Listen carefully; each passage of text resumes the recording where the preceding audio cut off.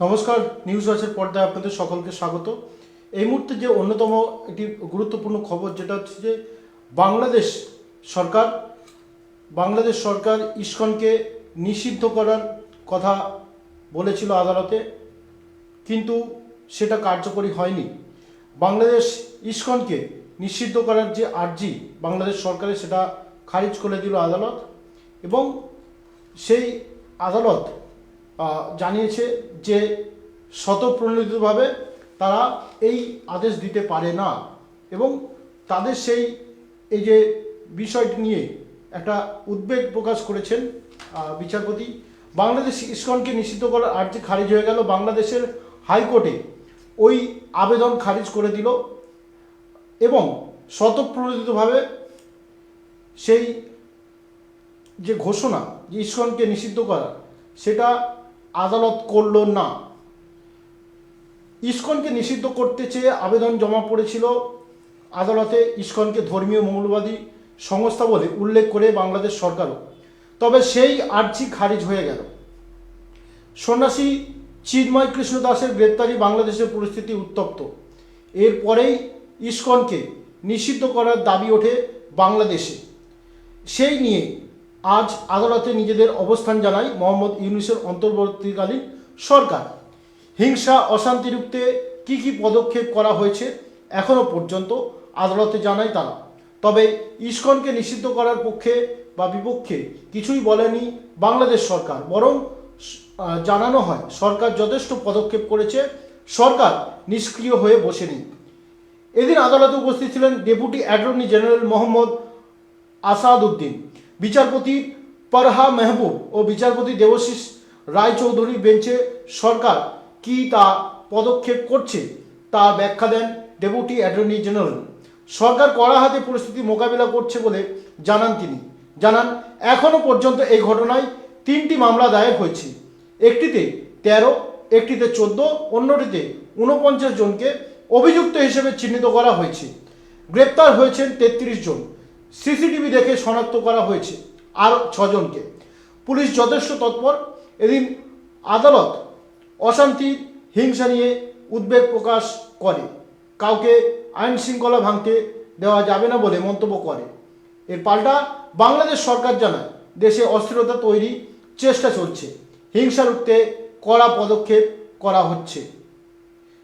এবং এইভাবে যে ঘটনা যখন ঘটছে, তখন বাংলাদেশে একটা পরিস্থিতি যখন তৈরি হচ্ছে, তখন কিন্তু একটা এরকমই একটা বাতাবরণ উঠে এসছে। এর পাল্টা আদালতে একটি ছবি তুলে ধরেন আইনজীবী মোহাম্মদ মনিরুজ্জামান।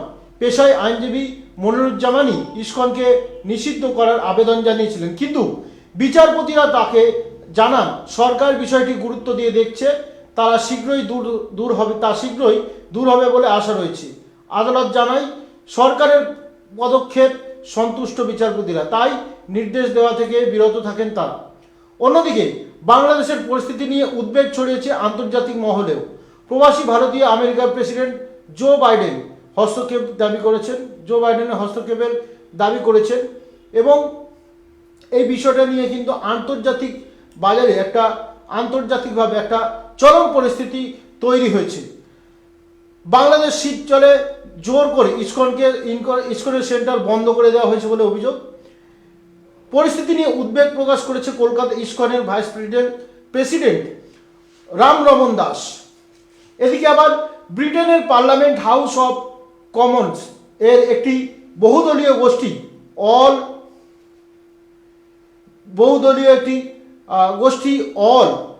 যে ব্রিটেনের পার্লামেন্ট কমন্সের একটি বহুদলীয় গোষ্ঠী অল পার্টি পার্লামেন্টারি গ্রুপ বা APPG ফর দ্য কমনওয়েলথ এ বাংলাদেশের পরিস্থিতি নিয়ে উদ্বেগ প্রকাশ করলো।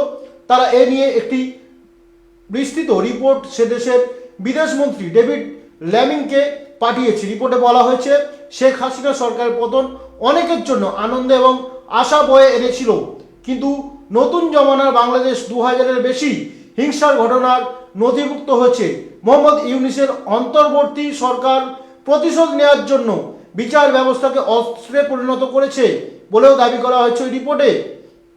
প্রতিবেদনে APPG আরও বলেছে, আমরা এমন প্রমাণ পেয়েছি যা বর্তমানে অন্তর্বর্তী সরকারের কার্যকারিতা নিয়েই প্রশ্ন তুলে দিয়েছে। আইনকে রাজনৈতিক অস্ত্র হিসেবে ব্যবহার করা সংস্কৃতি অবিলম্বে বন্ধ করা প্রয়োজন, অন্যথা তা মোহাম্মদ ইউনূসের অন্তর্বর্তী সরকারের ভাবমূর্তির পক্ষে মোটেও সুখকর নয়। কূটনীতির শিবিরের মতে যখন হিন্দু সন্ন্যাসী চিন্ময় কৃষ্ণ দাসকে গ্রেপ্তারে তার জেরে বাংলাদেশে হিংসার আগুন ছড়ানোর ঘটনায় সামনে চলে এসেছে, তখনই ব্রিটেনের রিপোর্টটি যথেষ্ট গুরুত্ব এবং ভারত যেখানে এই সংখ্যালঘু নিপীড়নের বিরুদ্ধে আন্তর্জাতিক জনমত তৈরি করছে এবং বাংলাদেশের উপরে চাপ তৈরির চেষ্টা করছে, তখন এই রিপোর্ট সাউথ ব্লকের পক্ষে সুবিধাজনক বলেই মনে করা হচ্ছে। সংখ্যালঘুদের উপর নিপীড়নের সাম্প্রতিক ঘটনাবলী বিস্তৃতভাবে রয়েছে। এই রিপোর্টে বলা হয়েছে সরকার পরিবর্তনের পরে ধর্মীয় এবং অন্য সংখ্যালঘুরা নির্যাতনের শিকার হয়েছে বলে প্রমাণ পাওয়া গিয়েছে, যদি তা এক এক জায়গায় এক এক রকম। তাছাড়া সংবাদ মাধ্যমের প্রতিবেদনের সঙ্গে প্রকৃত ঘটনার পার্থক্য রয়েছে বলে দাবি করা হয়েছে। বলা হয়েছে আমাদের প্রশ্নের উত্তরে ব্রিটেনের বাংলাদেশ হিন্দু অ্যাসোসিয়েশনের পক্ষ স্পষ্ট জানানো হয়েছে, তাদের সম্প্রদায়ভুক্ত মানুষের পৃথকভাবে চিহ্নিত করে আক্রমণ করা হচ্ছে। চলতি বছরের 4 থেকে 20 অগস্ট পর্যন্ত সংখ্যালঘুদের উপর আক্রমণের ঘটনা ঘটেছে 2010টি। তার মধ্যে রয়েছে খুন, নারী নির্যাতন, লুটপাট, জোর করে বাড়ি দখলের মতো ঘটনা। এমনই সব চাঞ্চল্যকর অভিযোগ উঠেছে আন্তর্জাতিক বাজারে এবং এই নিয়ে কিন্তু যথেষ্ট চাপে রয়েছে ইউনিশ সরকার এবং এই বিবৃতি জারি করা হয়েছে একেবারে তারপরে কিন্তু একেবারে একটা ধুন্ধুমার পরিস্থিতি তৈরি হয়েছে। আপনারা জানেন যে এই পরিস্থিতির যে ঘটনা তৈরি হচ্ছে, ইউনিশ বাংলাদেশের রাজনীতি সহ ভারতবর্ষের রাজনীতির ক্ষেত্রে সেটা একেবারে বাংলাদেশ এবং ভারতে সেটা সম্পর্কের মধ্যে একেবারে সুখকর বিষয় নয় বলেও মনে করছে অনেকেই এবং সেই কারণে কিন্তু সেই জায়গা থেকে তারা এই বিষয়টাকে কূটনৈতিক মহল থেকে একটা অন্যভাবে দেখা হচ্ছে। সুতরাং এই বাংলাদেশের এই যে ঘটনা বা আপনার যদি বলা হয়ে থাকে যে ইউনিশ সরকারের বিরুদ্ধে এরকম নানান অভিযোগ একটা আসছে, সরকার মাত্র এই কয়েক মাস হয়েছে, তার মধ্যে এত কড়া মনোভাব নিয়ে এইরকম একটি সরকার চালানো আদৌ কি একটা ভালো ইঙ্গিত পাওয়া যাচ্ছে ইউনিশ সরকারের পক্ষে?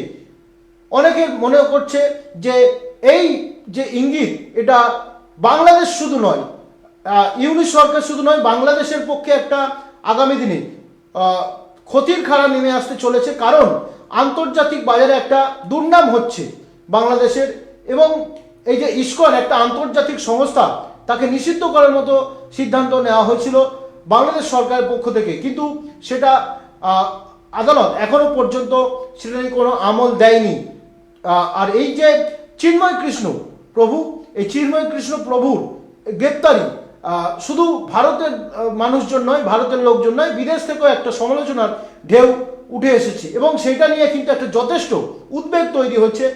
এই বাংলাদেশ সরকার এবং বাংলাদেশ গভর্নমেন্টের মধ্যে যে একটা বিশেষ যে একটা বাংলাদেশ সরকার এবং ভারতবর্ষের সরকারের মধ্যে যে একটা আত্মিক সম্পর্ক, একটা ভালো সম্পর্ক, সেই ভালো সম্পর্কটা ধীরে ধীরে একটা খারাপ জায়গায় যেতে শুরু করেছে।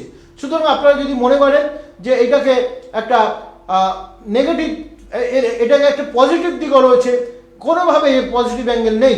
কারণ যখন আপনারা সংখ্যালঘুদের জন্য আলাদা দপ্তর করে দেওয়া হয় বিভিন্ন দেশের ক্ষেত্রে, বিশেষ করে ভারতবর্ষে যদি সংখ্যালঘুদের জন্য সুরক্ষার জন্য আদালত থাকে, সংখ্যালঘুদের জন্য দপ্তর থাকে, সেটা বাংলাদেশে রাখতে সমস্যা কোথায় আছে? চিন্ময় কৃষ্ণ প্রভু সেই আবেদনই তো রেখেছিলেন এবং তার বিরুদ্ধে রাষ্ট্রদ্রোহিতার মামলা করে তাকে জেলবন্দি করে দেওয়া হয়েছে।